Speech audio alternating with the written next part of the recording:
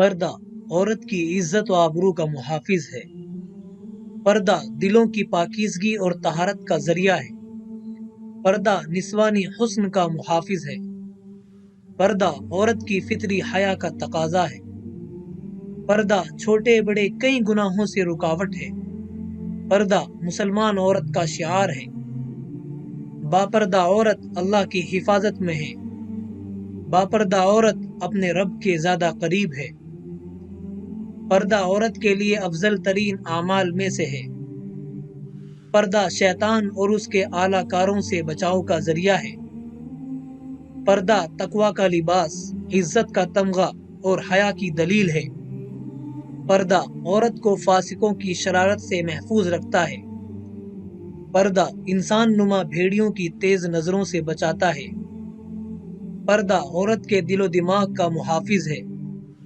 پردہ معاشرتی امن کا ذریعہ ہے۔